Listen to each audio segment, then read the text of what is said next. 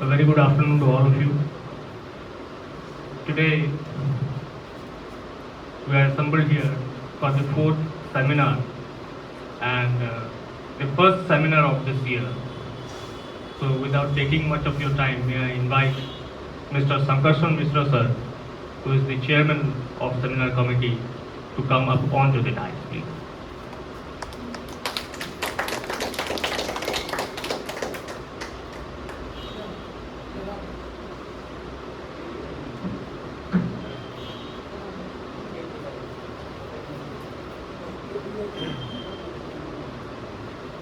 Thank you, sir. Now, I would like to invite Sri Dhananjay Sahu sir, who is the speaker of the day, to come up onto the dais.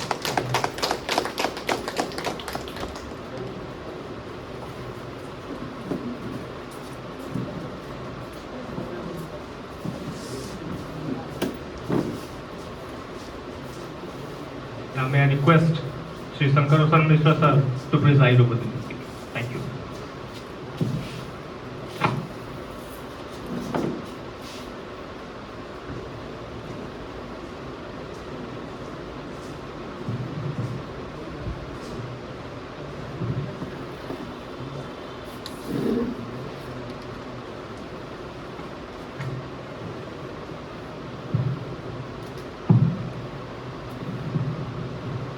Respected President, District Participation Burger, Shri Chandra Dhwaja, and the other executive members of the past present, and my friends. Today, we are going to start our first seminar. Before we are going to start the seminar, I would like to apprise some fact to you. In the EB meeting, when the first EB was called, in that meeting, a seminar committee was formed, and in that seminar committee, Shri Sharat Pradhan, Shri Aditya Padi, Shri Sanak Das, and our Joint Secretary Rajendra Mohanty, along with me, are selected to be the seminar committee members. This is our first meeting, and I owe my thanks to the executive members, executive committee members, that they have selected us and they have imposed their trust on us. Today, we are going to start our first seminar. Better late than never. We have already crossed so many months. And a step in right direction is as good as reaching the goal. A step in right direction is as good as reaching the goal. We have already started this step. We started stepping, and we must reach the ultimate goal one day with flying horse, with success. With that ambition and that expectation, I would like to introduce our first speaker of this seminar, Shri Dayanidhi Sahu. He is well known to you all, a very energetic and promising advocate of Bargarwar. When I requested him to be the first speaker, and the topic is selected, analytical study on the legislation of POCSO Act 2012. That is on protection of child from sexual offence.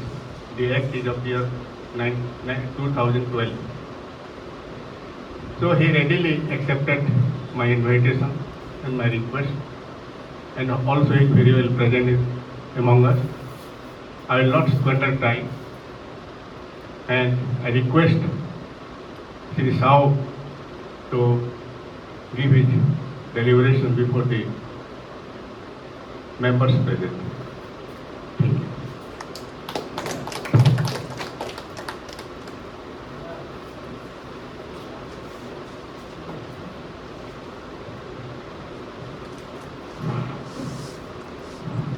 Respected Chairman of the Seminar Committee and members, respected President and all office bearers and all my seniors and my dear friends. Today we have assembled on the common ground to discuss about an analytical study on POCSO.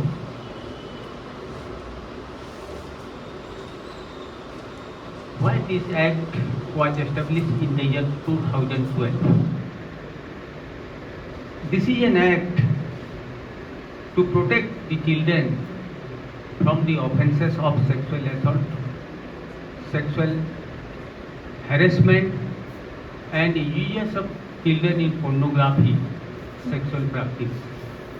That is why the act was established in the year 2012. Before establishment of this act, it is already mentioned in our Indian Constitution that is Clause 3 of Article 15 of Indian Constitution that empowers the state to provide better protection to the children, from the sexual offences. Further, Article 39 provides that Article 39 of Indian Constitution provides that the state shall, in direct particulars, its own policy to make an arrangement to protect the children from the sexual offences. Thereafter, a convention was organized by the United Nations Convention on the Rights of Children, held on 11 December 1992. It ratified and it requires all the state parties to undertake to take preventive measures, national, multinational, bilateral preventive measures, to take all the steps towards the children, that securing that the tender age of the children should not be abused. That age should be protected. The youth are not to be abused. The youth children are to be protected. That is why a convention was organized.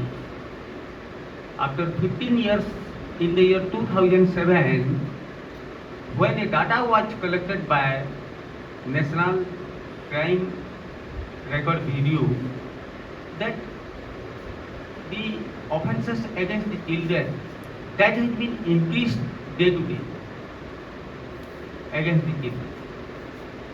So that is why this is the act. It was established in the year 2012. It is therefore proposed to enact this act in all measures, comprehensive legislation measures to provide protection for the children,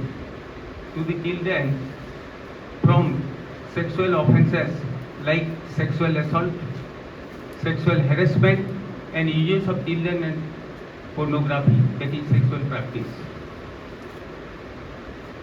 That is why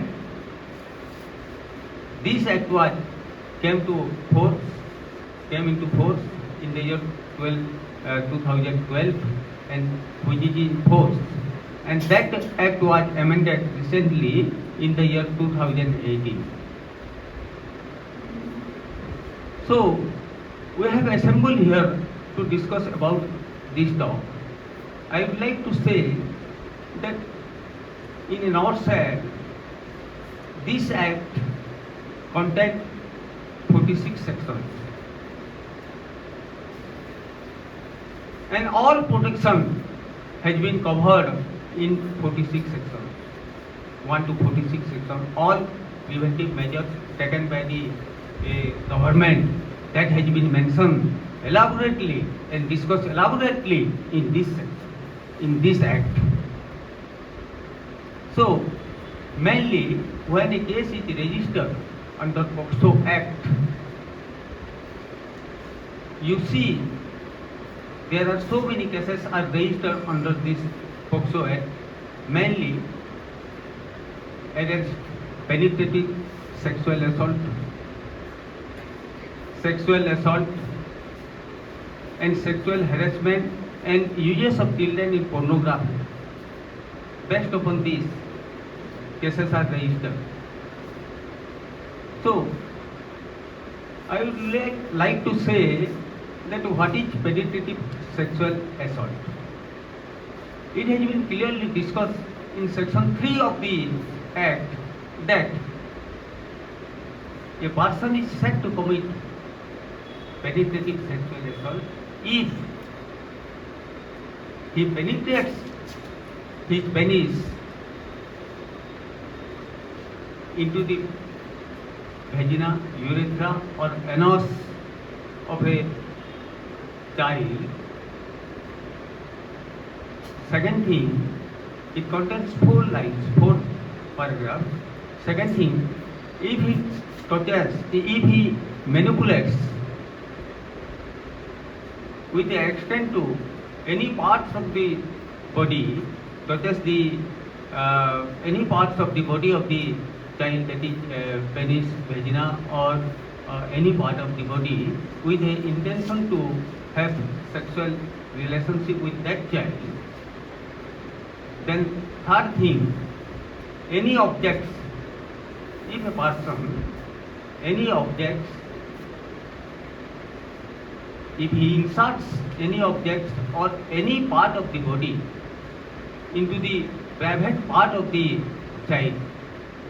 Fourth thing is that if he applies his mouth into the private part of the child, the words, every word that has been mentioned in this act, earlier I have told all the private parts of the child. Then the punishment, it has been clearly discussed in section 4, that is the punishment of penetrative sexual assault, the punishment which shall not be less than 10 years and which may extend to imprisonment for life and also fine. The second section, aggravated penetrative sexual assault, that has been discussed in section 5 of this act. What is aggravation? Aggravated part of sexual assault. In one line, if we say that any child under the care and protection of any members, such as under the protection of a police officer, under the treatment of a medical officer, under any religious institution, management of the hospital, jail staff, if a child is under their custody and in that period if the child was assaulted sexually, that is aggravated penetrative sexual assault. And the punishment which has been described in section 6 of this act, that which shall not be less than 20 years and also which may extend to life and also fine. Extend to life means remainder part of the life, that is the natural death of a person who commits penetrative sexual assault. Then we have discussed about the penetrative sexual assault. Now I come to sexual assault.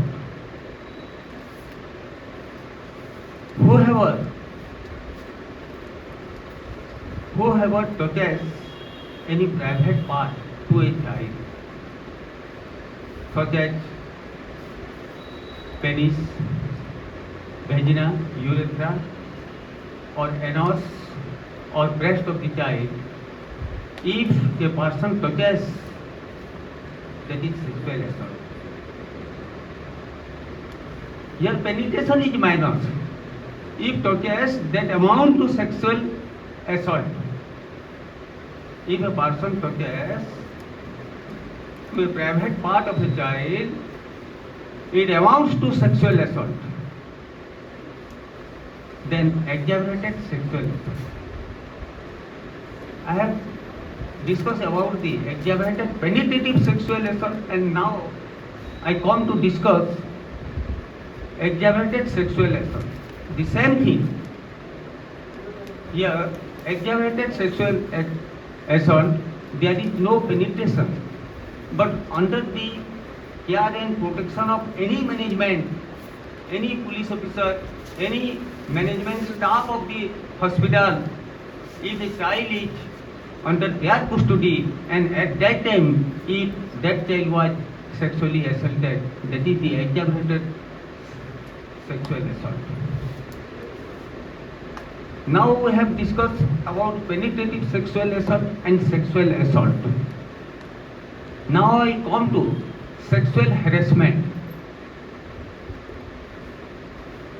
Now I come to sexual harassment. What is sexual harassment? Sexual harassment means whoever utters any words, gestures, and exhibits any object or any part of the body to a child, that words and gesture that shall be seen by the child, that shall be heard by the child, and that object and any part of the body that shall be seen by the child, that amounts to sexual harassment. So these are the main sections. Next, section 13, it has been clearly mentioned, and nowadays it is rapidly going on that use of children in pornography, sexual practices. So this act prevents the use of children in pornography. Uses of children in pornography. So I would not say in details. My friends, you can read everything is there in this act, but in a nutshell I have discussed. And there are some important provisions in this act that why this act. Section 28 of this act, it clearly describes that establishment of special court. Establishment of special court, special judge. The special judge shall be like a session judge,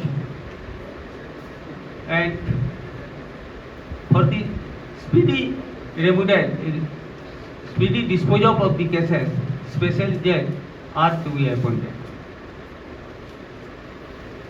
Then the special public prosecutor, section 32. Special prosecutor, special public prosecutor is appointed, and their practice shall not be less than 7 years. Now, what is the procedure? What is the procedure during because this act has summarized, and the intention of this act that in any proceeding, the entire judicial proceeding, the protection of child should be taken into account. So every time during the entire judicial proceeding also, during investigation also, and while recording the evidence of child also, the child should be protected. So during investigation, the statement of the victim shall be recorded where the victim resides or where the victim desires so, then the police officer will come and to record the statement of the victim. But while recording the statement of the woman police officer, that shall be a woman police officer, not below the rank of sub-inspector, and while recording, she shall not be in uniform, and she shall behave to the child like a friend, relatives. And even if enter judicial proceeding, the courts, the lawyers, they shall behave the child like a friend. And one important thing is that in this act, while recording the evidence of victim, the trial shall be in camera. The trial shall be in camera, and the parents of the victim or the child in whom trust or confidence, they can be present in the court. Now, one important thing is that when either of the counsel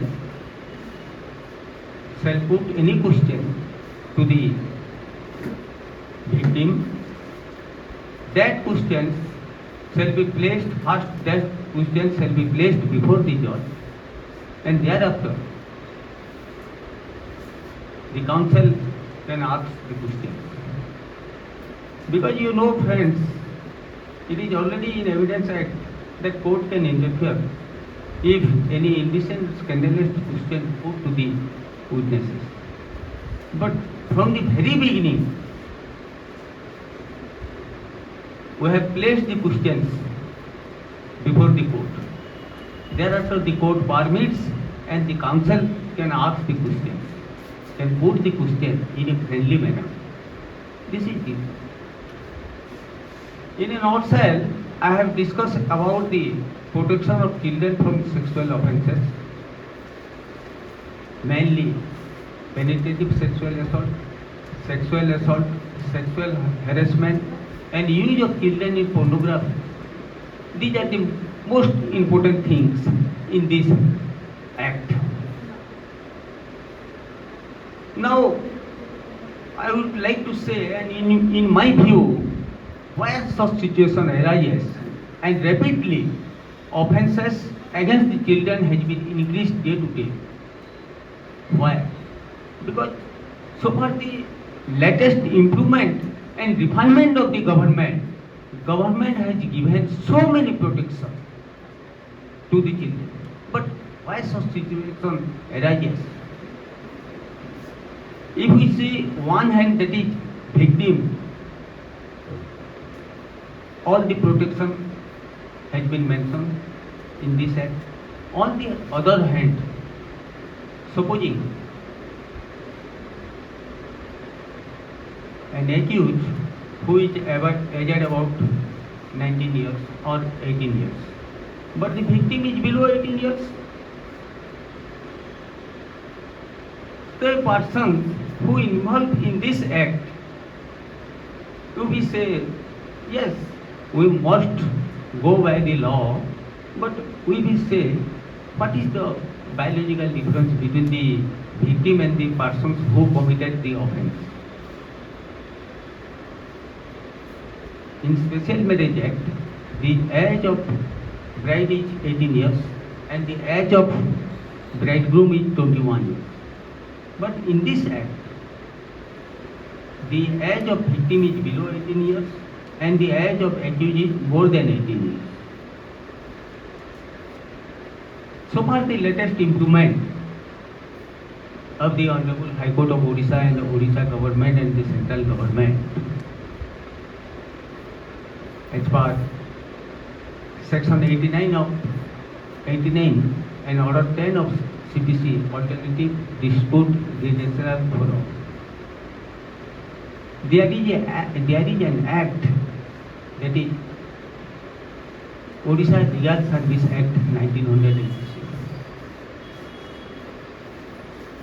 When a meeting is organized, the legal aid secretary and the learned members, penal lawyers and para-volunteers,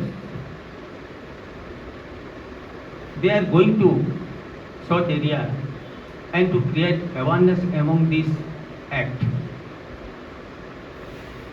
In spite of that, why such situation arises and why the offences against the children has been increased day to day life.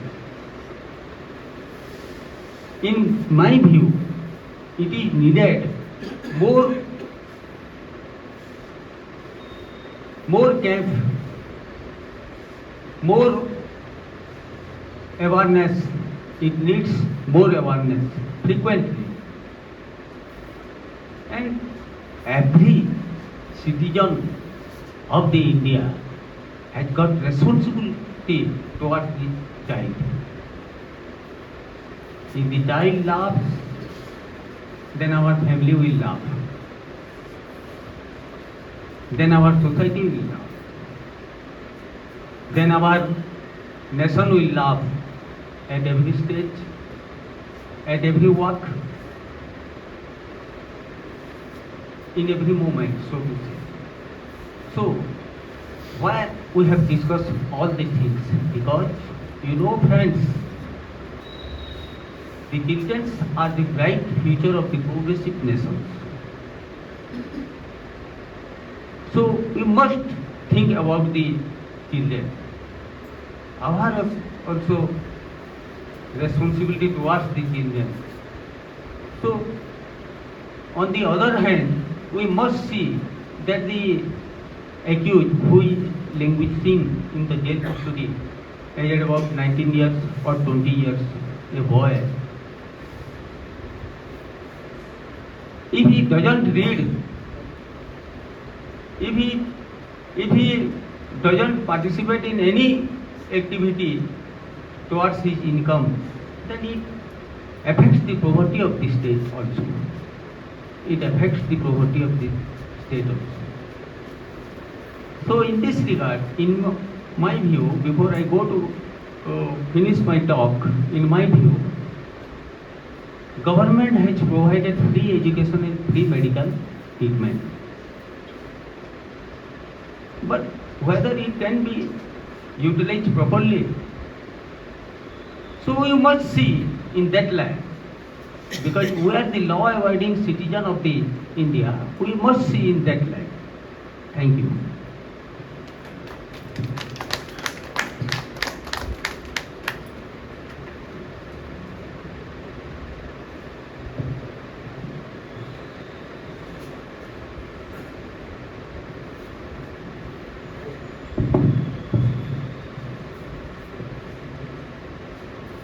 Questions are invited. Anybody who like to put any question, so our speaker, they may put, he will answer.